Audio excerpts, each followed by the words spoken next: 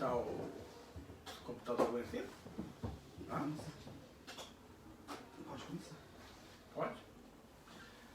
Boa noite, senhoras e senhores. É um prazer darmos início a mais uma live da Igreja Apostólica Jesus, o Pão da Vida. Hoje contando com a participação no louvor do nosso querido Oswaldo Júnior, Felipe Jung. E queremos orar para Deus estar abençoando o nosso momento de adoração e também da palavra. Pai, muito obrigado por essa oportunidade que o Senhor nos concede de nos dirigirmos aos nossos amigos, nossos irmãos, através da internet. Paizinho querido, eu peço que o Senhor abençoe a nossa equipe de louvor, que eles possam ministrar um louvor de adoração, que venha realmente tocar o coração do Senhor. E que nós possamos em seguida, Pai, estar transmitindo a palavra. Abençoa, meu Deus, cada um dos nossos internautas que nesse momento está ligado conosco e que eles possam ter a iniciativa, Pai, de convidar também outros amigos para acompanharmos juntos as maravilhas que o Senhor tem determinado para nós nessa noite. E desde já, Papai, queremos dar a Ti, Senhor, toda a honra, toda a glória e todo louvor, em nome do Senhor Jesus. Amém. Convide alguém que está do seu lado, vamos adorar o Senhor?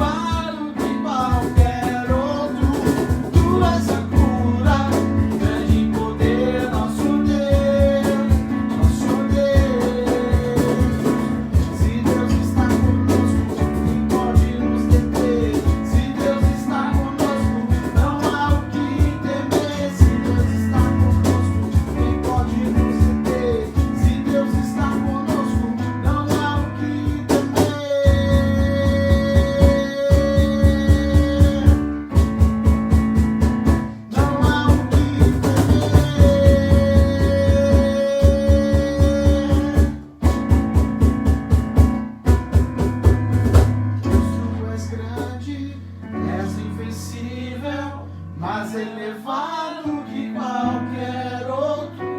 Tu és a cura, grande poder, nosso Deus, nosso Deus. Deus, tu és grande, és invencível, mais elevado que qualquer outro.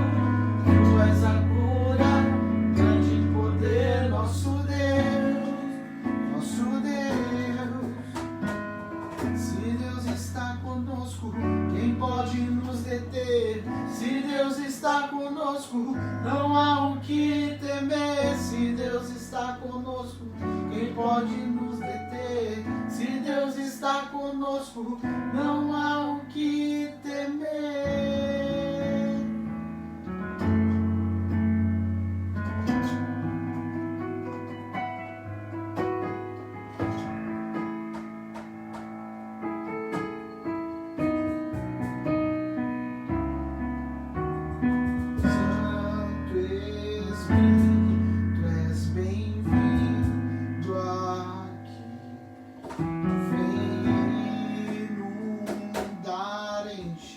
Este lugar é o desejo do meu coração.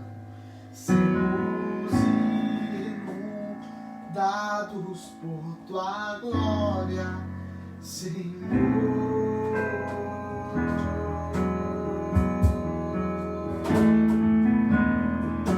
Tua presença.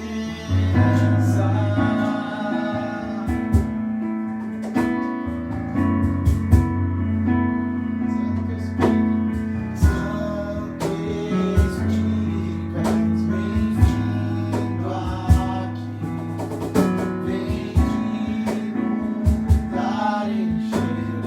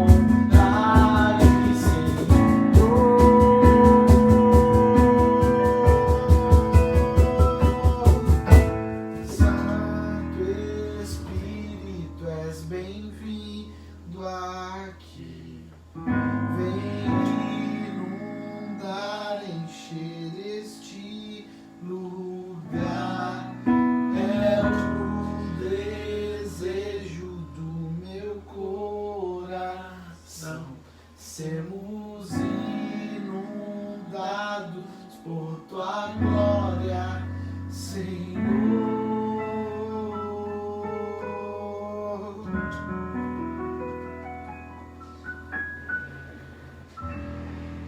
Pai, nós entregamos, Senhor, este precioso momento de louvor na tua presença, agradecendo a Ti, Senhor, pela instrumentalidade do Felipe, do Oswaldo Júnior. Pedimos que o Senhor se agrade de nós, dos nossos louvores.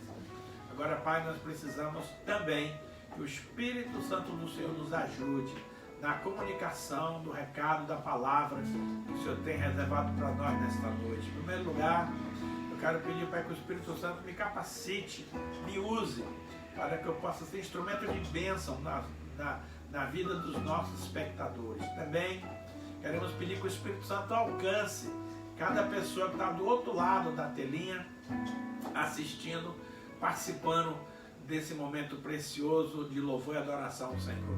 Pai, que a Tua palavra seja martelo e fogo que esmiuça a penha e que venha quebrar todo o gelo do coração das pessoas e que venha, Senhor, trazer paz, trazer harmonia, trazer gozo no Espírito. Ó Deus, abençoa, Pai. Eu não sei quem está do outro lado nos assistindo, mas o Senhor sabe.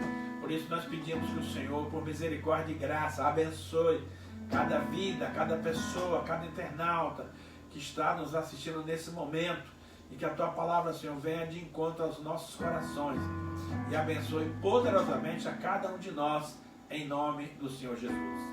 Queridos, o tema dessa noite é: como está o seu testemunho cristão?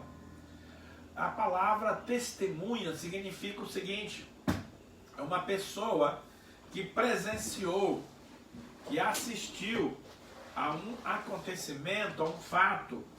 Pessoa que assiste a um fato, a um ato, a fim de atestar a sua veracidade ou validade legal.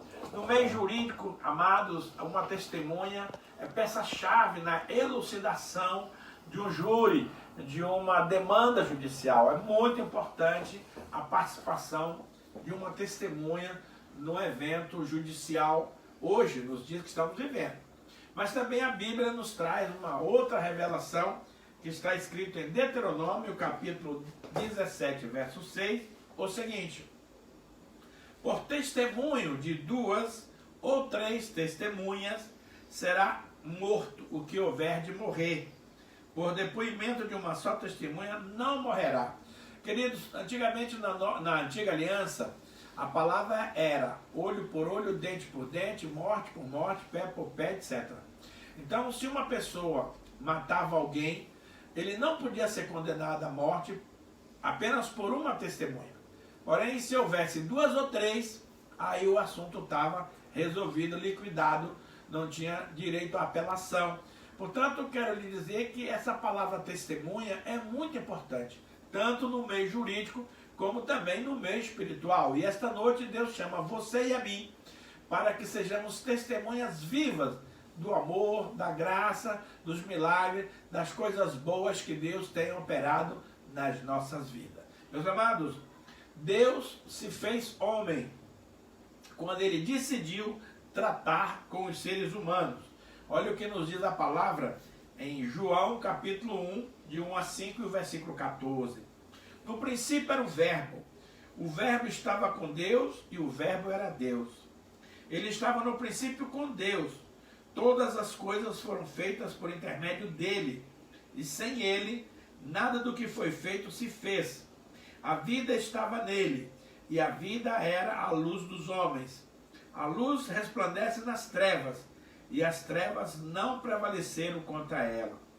O início diz assim: no princípio era o verbo. Esse verbo aqui significa a palavra, e essa palavra significa Jesus.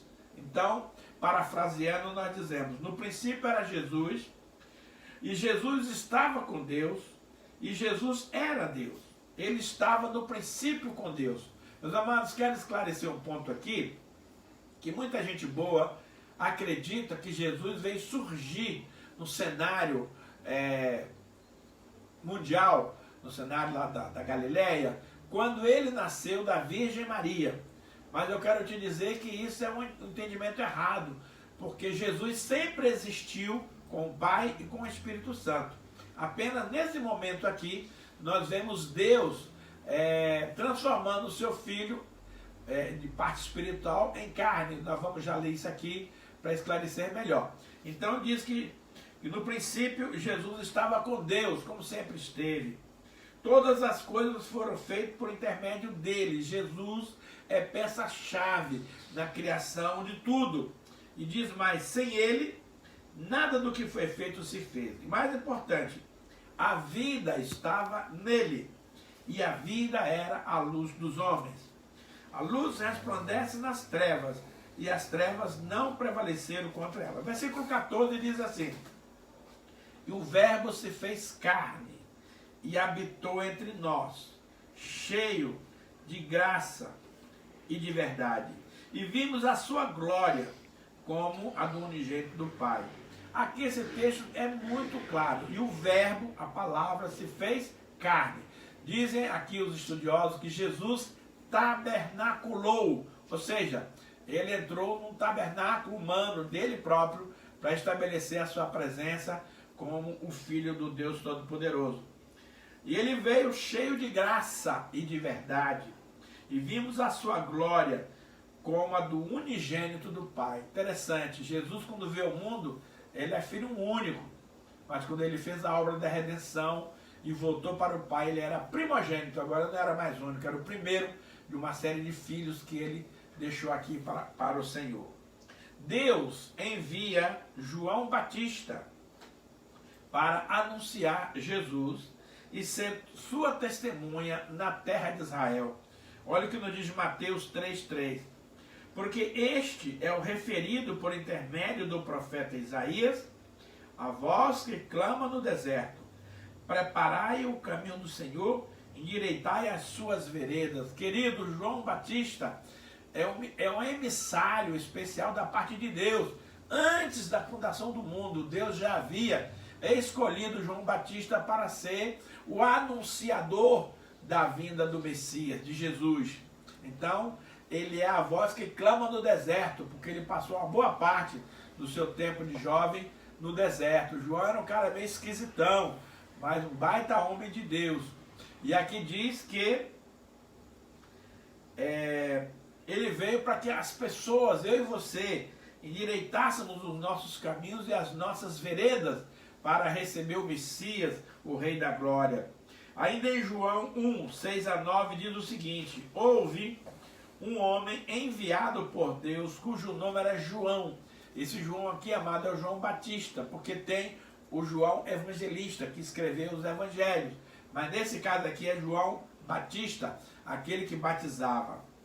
Ele veio como testemunha, para que testificasse a respeito da luz, a fim de todos virem a crer por intermédio dele. Ele não era a luz, mas veio para que testificasse da luz, a saber, a verdadeira luz, que vindo ao mundo, ilumina todo homem. João testemunha a respeito dele e exclama: este é o que de mim disse, o que vem depois de mim tem contudo a primazia, porquanto já existia antes de mim. Porque todos nós temos recebido da sua plenitude e graça sobre graça. Porque a lei foi dada por intermédio de Moisés, lá no Monte Sinai. E a graça e a verdade vieram por meio de Jesus Cristo. Queridos, a vinda de Jesus como homem encarnado nesse planeta tem um significado primordial para a humanidade, porque os tempos são contados antes de Cristo e depois de Cristo. Jesus vem inaugurar essa nova fase depois de Cristo. Como vimos aqui, a lei foi dada a Deus por Moisés lá no Monte Sinai, os 10 mandamentos. Mas Jesus vem ao mundo e traz algo extraordinário, que é a graça e a verdade. Vieram por meio de Jesus. Então, na velha aliança era olho por olho, dente por dente. Aqui não. Na nova aliança se ele te bater na face direita, dá à esquerda. Perdoa, ama, tenha misericórdia. Meus queridos, o que seria de nós se não fosse essa graça maravilhosa que Jesus veio trazer para a sua vida e para a minha vida. Deus convoca os seus servos a fim de darem testemunho dele e da sua salvação. Isaías 43, 10 a 12 diz assim: Vós sois minhas testemunhas, diz o Senhor, o meu servo a quem escolhi, para que saibais e me creais e entendais que eu sou eu mesmo, e que antes de mim Deus nenhum se formou, e depois de mim nenhum haverá. Eu sou o Senhor, e fora de mim não há Salvador. Eu anunciei a salvação, realizei-a e a fiz ouvir. Deus estranho não houve entre vós, pois vós sois as minhas testemunhas, diz o Senhor Deus.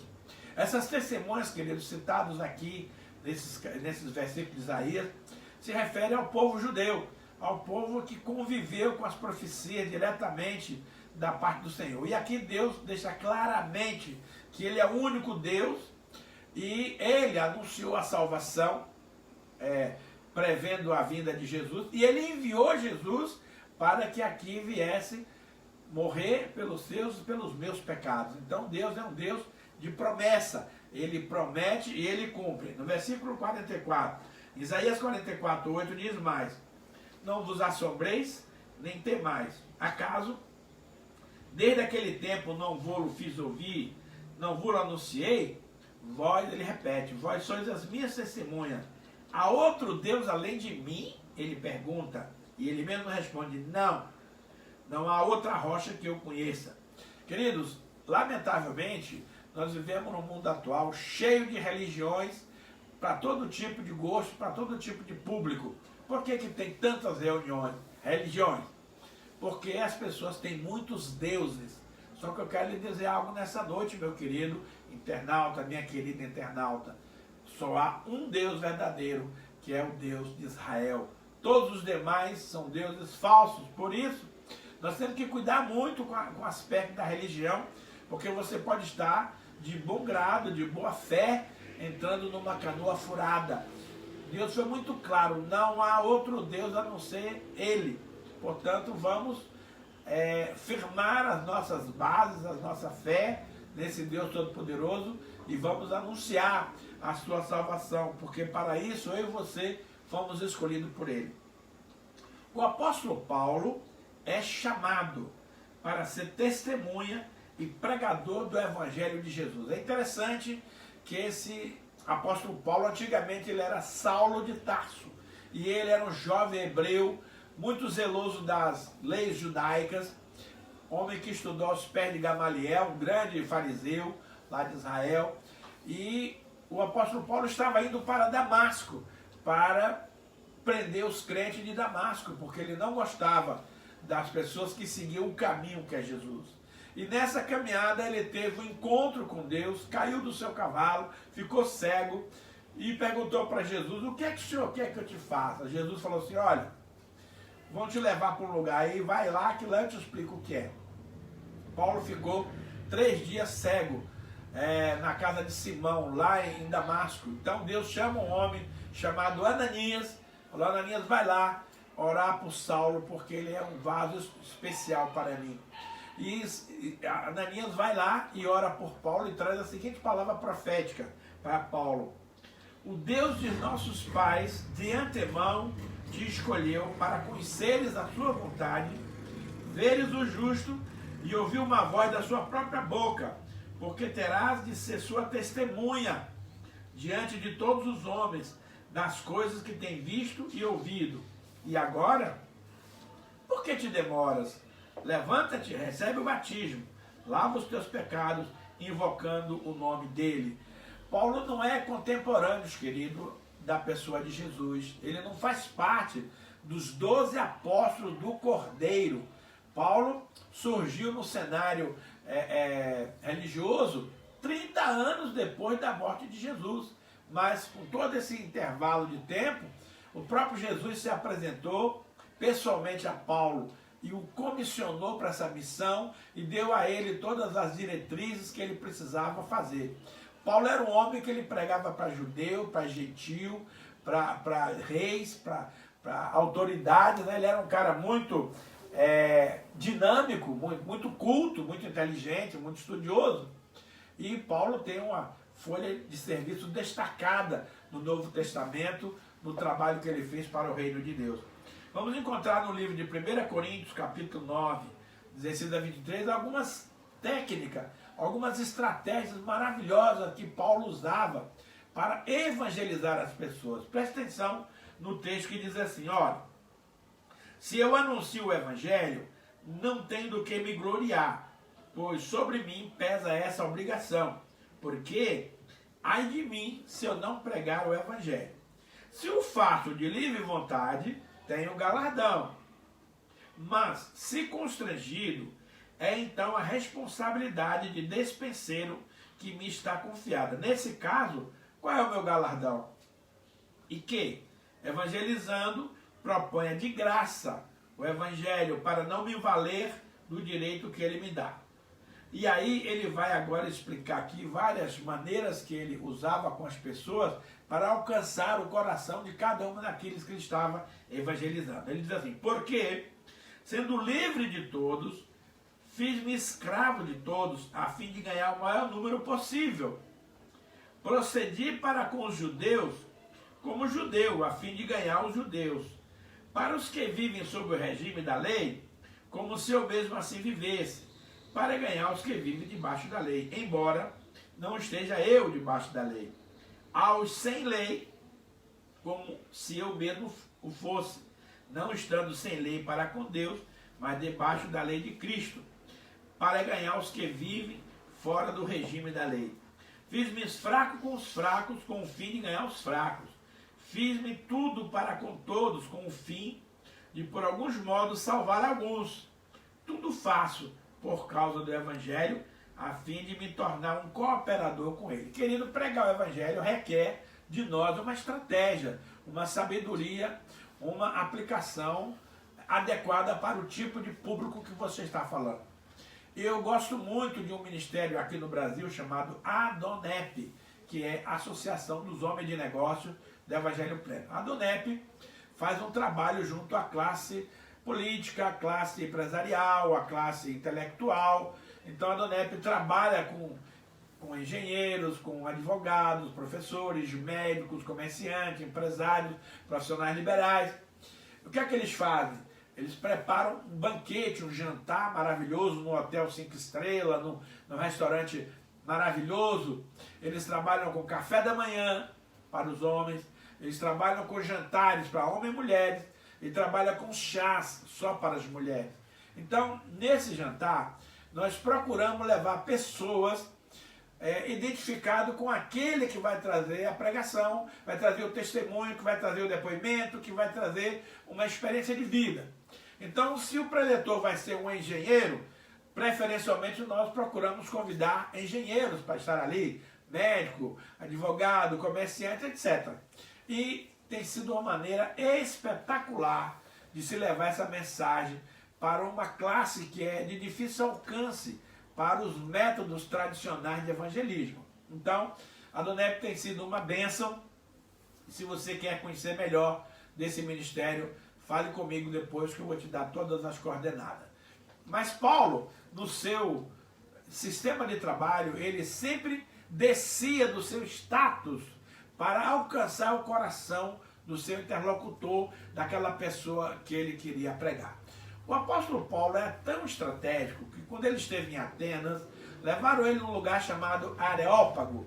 É um lugar onde tinha muitos altares ali para cada divindade que os atenienses, que os gregos adoravam. E Paulo, passando por aqueles altares, ele viu um altar ao Deus desconhecido. Então ele não criticou os outros altares, os outros deuses, mas chegando àquele altar do Deus desconhecido, ele disse para os seus ouvintes: gente, é exatamente esse Deus desconhecido que vocês fizeram, esse altar, que eu prego. E aí ele falou sobre a pessoa de Jesus e a sua pregação foi um sucesso, porque ele tinha uma linguagem erudita, ele era um cara muito culto, e ele pregou para os gregos, que eram especialistas em sabedoria, dentro do nível cultural que os gregos entendiam e conseguiu ser ouvido no meio de tantos altares pagãos, de tantos deuses falsos. Paulo pregou sobre o Deus verdadeiro. Então, quando ele ia pregar para um judeu, ele se portava como um judeu. Quando ele ia pregar para um gentil, ele se portava como um gentil. Então, ele sempre usava uma estratégia de se comunicar com aquela pessoa que ele queria falar dentro da sua cultura, do seu nível de compreensão, e por causa disso Paulo foi um homem muito usado poderosamente no Evangelho do Senhor. Temos o Evangelho eterno para pregar, queridos, e Deus nos chama para sermos suas testemunhas. Em Apocalipse 14, versos 6 e 7, diz assim: Vi outro anjo voando pelo meio do céu, tendo o Evangelho eterno para pregar aos que se assentam sobre a terra, a cada nação, e tribo, e língua, e povo, dizendo em grande voz: temei a Deus e dai-lhe glória, pois é chegada a hora do seu juízo, e adorai aquele que fez o céu e a terra, e o mar, e as fontes das águas. Meu amado, há um Evangelho eterno para você e para mim pregar, e nós não podemos dar para trás, nós não podemos negar fogo. Só que eu quero te dizer algo muito importante.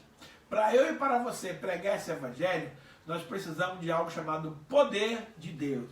E em Atos 1,8, Jesus fala para os discípulos, antes de subir ao Pai, ele diz o seguinte: mas recebereis poder ao descer sobre vós o Espírito Santo, e sereis minhas testemunhas, tanto em Jerusalém, como em toda a Judéia, Samaria e até os confins da terra. Então, meu amado, para que eu e você possa pregar esse Evangelho maravilhoso e ter resultado, você e eu precisamos da unção do Espírito Santo. Então Deus vai te capacitar, Deus vai me capacitar para que a gente leve essa mensagem às pessoas. E Deus não está preocupado apenas com a sua localidade. Quando ele detalha aqui 4 lugares, ele fala da minha Jerusalém. Essa Jerusalém aqui, querido, é a tua cidade onde você mora. É nossa Curitiba aqui, é a nossa Jerusalém. Aí ele fala até na Judéia, aí você já estende mais o leque para o estado do Paraná.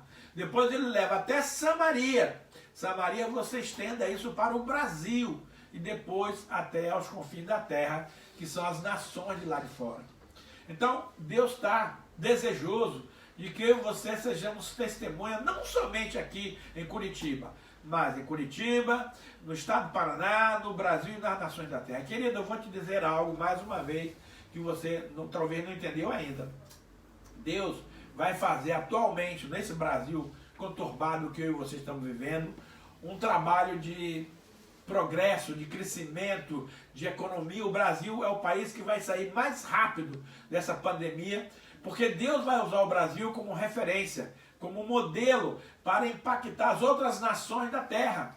As pessoas vão olhar para o Brasil com respeito, vão olhar para o Brasil com credibilidade e vão desejar, e vão saber que o que está sendo feito aqui no Brasil não é Bolsonaro, não é Rodrigo Maia, não é Alcolumbre, não é o Supremo Tribunal Federal, é Deus. Deus resolveu usar o Brasil como tocha de avivamento para as nações da terra. Então, quer a oposição brasileira goste ou não, Deus vai fazer os seus milagres. Não é Bolsonaro. Bolsonaro é apenas um escolhido. Mas ele, coitado, não é o cara. O cara é Deus. Então, Deus vai fazer desse Brasil um país desejável, um país poderoso, um país tremendo. E Deus vai trazer um avivamento para a igreja evangélica, para os evangélicos, poderoso, para que nós possamos ser convidados pelas nações da terra para levar esse avivamento para lá. O Brasil é uma nação muito energética, muito fogosa. A palavra Brasil significa braseiro. Então nós temos uma maneira de ser da própria Constituição nossa, que somos um povo fervoroso, um povo quente, um povo que incendeia aonde quer que se encontre. Então observe, Deus vai fazer algo no Brasil, para o Brasil ser respeitado, ser convocado, ser exemplo. E vai incendiar você e a mim, como cristãos brasileiros, para sermos tocha de avivamento, para sermos testemunha de Jesus, para ganharmos as nações da terra para Ele. Agora perceba o que nos diz aqui, Mateus 24, 12 a 14. E por se multiplicar a iniquidade, o amor se esfriará de quase todos. Isso já está acontecendo, meu amado. As pessoas não têm mais amor por ninguém. É um egoísmo, é um individualismo, é uma coisa muito doida. Aí ele diz, aquele, porém, que perseverar até o fim. Perseverar no quê? No amor. Não importa se os outros não amam. Você e eu precisamos amar, porque essa é a ordem de Deus. Se nós perseverarmos até o fim no amor, vamos ter a vitória. Agora, olha a palavra-chave aqui do versículo 14. Ele diz assim, e será pregado este evangelho do reino por todo mundo. O que é esse evangelho do reino? O evangelho eterno, que o anjo falou nos versículos anteriores. Há um evangelho eterno para ser pregado, o evangelho do reino. Querido, não é esse evangelho barato que estão pregando por aí, que nós chamamos de evangelho água com açúcar, esse evangelho que tudo pode, esse evangelho que não traz nenhuma consequência. Não é esse evangelho. O evangelho do reino, querido, é o evangelho de poder, é o evangelho de milagre, é o evangelho que vai impactar as pessoas que vão te ouvir. Você não precisa estar correndo atrás de pessoas para serem salvas, elas vão correr atrás de você. Você vai ter uma mensagem do reino, uma mensagem poderosa que vai impactar as pessoas e elas vão desejar ardentemente converter-se ao Senhor. Agora escute. E será pregado esse evangelho do reino por todo mundo para testemunho de todas as nações. A palavra nações aqui, querido, é etnia, porque nações tem 200 e poucas nações politicamente organizadas, mas etnia tem mais de 20 mil. Então, esse evangelho vai ter que ser pregado em todas as nações, raça, tribo, línguas. Todo mundo vai ouvir a mensagem do evangelho para ter o poder de escolha. Eu quero esse evangelho ou eu não quero. Ninguém é obrigado a aceitar. O teu papel e o meu é pregar o evangelho. O papel de Deus é salvar. Então, não se preocupe com o resultado. Resultado é problema de Deus. Mas tem um detalhe. Os religiosos, as autoridades não querem que você seja testemunho de Jesus. É um contrassenso isso, né? Mas olha só o que a palavra nos diz. Atos 4, 7 a 13, 17 a 20 nos diz o seguinte. E, pondo-os perante eles, os arguíram. Com que poder ou em nome de quem fizeste isto?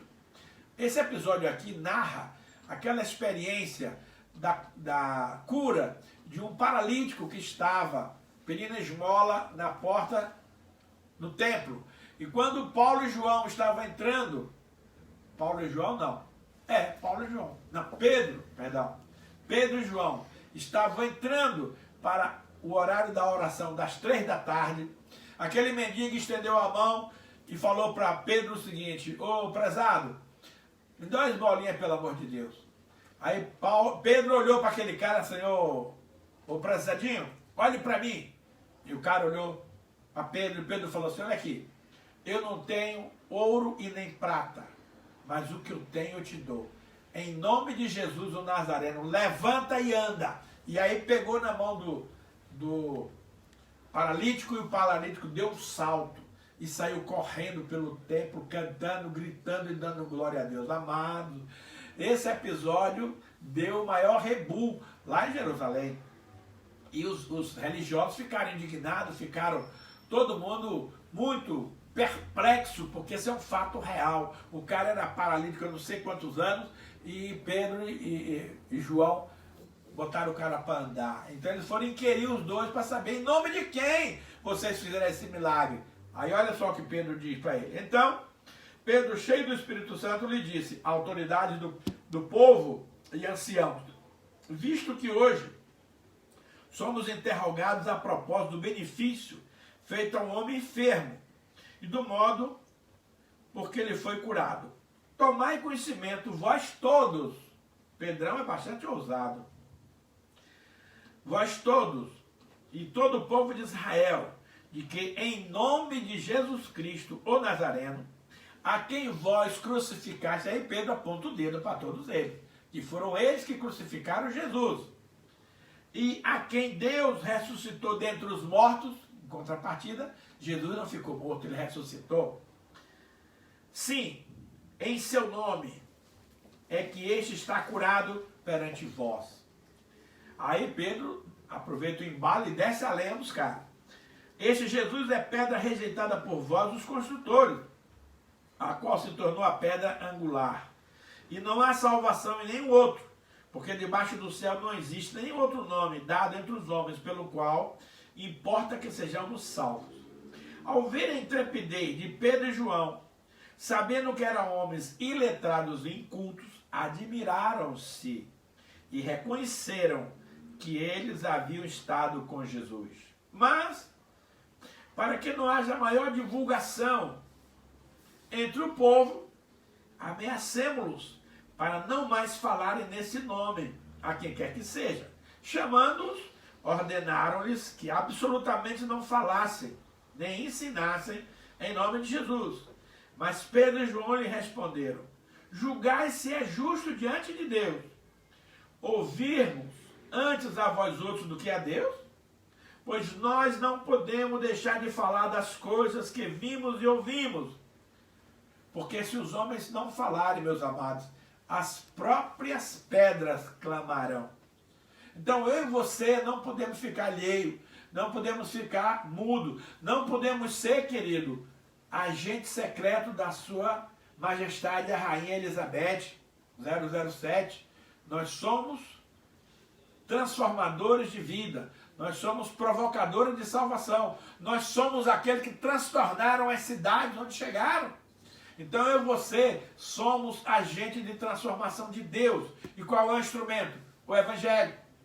E é para isso que Deus está te chamando, está me chamando, para assumirmos essa grande, maravilhosa oportunidade da pregação do seu reino. E você, meu querido e minha querida internauta, você tem tido alguma experiência com Jesus? Eu tenho tido inúmeras, graças a Deus. E o que você tem feito a respeito? Eu amo os profetas do Antigo Testamento. Sabe por quê? Olha só o que está escrito aqui. 1 Pedro 1, 10 a 12. Foi a respeito dessa salvação que os profetas indagaram e inquiriram, os quais profetizaram acerca da graça a vós outros destinada, investigando atentamente qual a ocasião ou quais as circunstâncias oportunas indicadas pelo Espírito de Cristo, que neles estava, ao dar de antemão testemunho sobre os sofrimentos referentes a Cristo e sobre as glórias que as seguiram. Olha só, os nossos amados irmãos do Antigo Testamento, eles eram homens muito especiais, muito poderosos. Eles pregaram a mensagem que Deus e o Espírito Santo mandou eles pregar. E observe, eles não estavam entendendo nada. Eles pregaram o que Deus mandou pregar, sem entender o porquê nem o para quê. Eles não ficaram questionando, dizendo que não ia fazer. Não, eles fizeram com o melhor que eles puderam. Agora, olha o que o texto em seguida nos diz. A eles, aos profetas do Antigo Testamento, foi revelado que, não para si mesmos, mas para vós outros. Não para eles daquela época, mas para nós. Eles estavam pregando o Evangelho naquele tempo, que era para nós hoje. Ministravam as coisas que agora vos foram anunciadas por aqueles que pelo Espírito Santo enviado do céu vos pregaram o Evangelho. Coisas essas que os anjos anelam perscrutar. Amado, muitas vezes eu e você estamos se queixando, reclamando. Ah, Senhor, eu não entendi, por que isso, por que aquilo, por que aquilo outro. Estes homens de Deus cumpriram a parte deles, pregaram sem entender nada. Mas hoje eu e você, lendo esse texto, a gente entende que eles pregaram para nós, para que agora nós, diante dessa palavra, possamos cumprir a missão, como foi dito ali em Hebreus 11:42, que esses homens de Deus cumpriram a missão deles, mas não entraram ainda na posse da promessa, porque Deus reservou coisa superior a meu e a seu respeito, para que eles, sem nós, não fossem aperfeiçoados. Então, te cuida, meu amigo, minha amiga, porque nós temos que cumprir a nossa missão, para que nós e eles entremos nas bodas do Cordeiro e celebremos essa grande festa que está sendo anunciada para muito breve dos nossos dias. Espero que você tenha sido edificado por essa palavra. Eu sei que os textos são um pouco longos, eu não tive tempo de trabalhar esses textos com mais profundidade, mas se você deseja saber mais sobre esse assunto, entre em contato conosco, que nós estaremos à sua disposição para dar todo o aprofundamento que esse assunto merece, que esse assunto requer, para que nós venhamos ser essas testemunhas maravilhosas que Deus nos comissionou para fazer. Quero lembrar você agora, querido, que é tempo de devolvermos o nosso dízimo ao Senhor, de fazermos as nossas ofertas. Vai estar aí no seu celular o número das contas da igreja, no Bradesco, no Santander, para que você faça a sua contribuição. Faça uma experiência com Deus. Faça uma oferta de amor e veja o que Deus vai fazer sobre a sua vida. Deixa de ser mão fechada, porque o reino de Deus é um reino de que primeiro você dá, depois você recebe. Então faça a sua prova com Deus hoje, devolva aí os seus tributos. Eu tenho uma neta, querido, de 8 anos, uma menina extremamente fiel, e quando ela recebe a sua mesada, ela vem correndo para o vovô e traz o seu dízimo. Não é muita coisa, é R$1, é R$2, mas Deus não está preocupado com quantidade. Deus está olhando nesse momento para o teu coração. Ele quer saber se você tem um coração agradecido, se você tem um coração fiel, porque Deus quer derramar muitas coisas sobre a sua vida, mas isso é somente para quem é fiel. Se você é uma mulher ou um homem infiel, lamento te dizer, não vai receber muita coisa do Senhor. Então, faça agora a sua oferta e eu vou orar, abençoando você, a sua oferta e a sua participação nesse culto. A minha neta que fez a oferta dela, eu que vou fazer a minha aqui também. Então, Pai, muito obrigado, porque essa palavra é tremenda, Deus, e ela me impactou profundamente. Quero pedir, Pai, que o Espírito Santo esteja reavivando essa palavra no coração de cada internauta, Pai, que ouviu essa mensagem hoje. E que eles possam, Senhor, também fazer uma oferta de amor no Teu reino, para fazer uma experiência de fé com o Senhor. Que Tu abençoes poderosamente aqueles que se dispuserem a contribuir, a ofertar na Sua obra. Abençoa, Pai, os nossos queridos membros da Pão da Vida que têm depositado nos bancos o seu dízimo, para que a igreja não pare. A igreja tem que continuar pagando seus compromissos e mantendo-se de pé, mesmo com as portas fechadas. Breve nós cremos que vamos voltar com força total para nos reunirmos, nos abraçarmos e concluirmos a obra que o Senhor tem confiado para cada um de nós.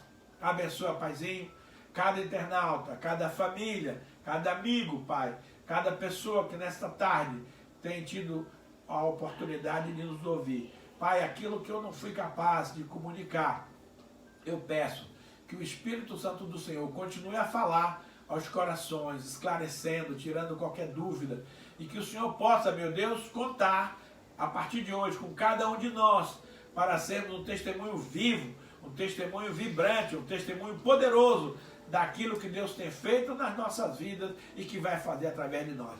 Cumpre, Pai, a Tua obra a nível de Brasil. Cumpre, Pai, a Tua obra a nível da igreja brasileira. E conte conosco, Senhor, para irmos às nações da terra, levar essa mensagem a todas as etnias, para que então o fim venha.